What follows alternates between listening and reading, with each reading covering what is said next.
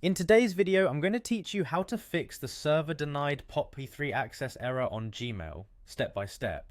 If you're seeing that error, it usually means your Gmail account isn't allowing POP3 connections, which are used by email apps and services to download your messages. The fix is to turn on POP access inside Gmail settings and save the change, and I'll show you exactly how to do that. Start by opening your browser and going to gmail.com. Make sure you're signed into the account that's having the issue.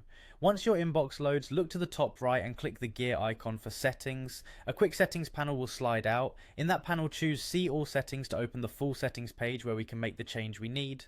Along the top, you'll see a row of tabs. Click the one labelled forwarding and POP IMAP.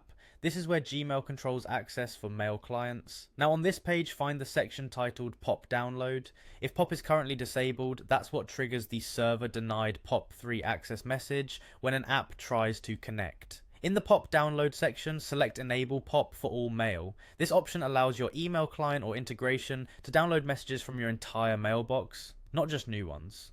If you're turning this on to resolve an error, enabling it for all mail is the most reliable way to make sure the connection works right away. You might also see options describing what Gmail should do with messages after they're accessed via POP, like keeping a copy in the inbox. Leaving mail in the inbox is typically the safest choice, so nothing disappears from Gmail. After you've enabled POP, scroll down if needed and click Save Changes. This part is important. Gmail won't apply the setting until you save. Once saved, Gmail updates your account to allow POP3 connections. Give it a moment, then test your email app or service again. You can trigger a manual check for mail or simply wait for the next automatic sync. If you previously tried to connect and it failed, a quick refresh or restart of the app can help it recognize the new setting.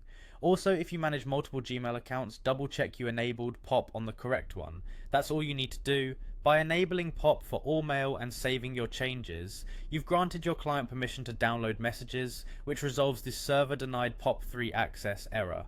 Thanks for watching, and I hope this helped you get your email flowing again.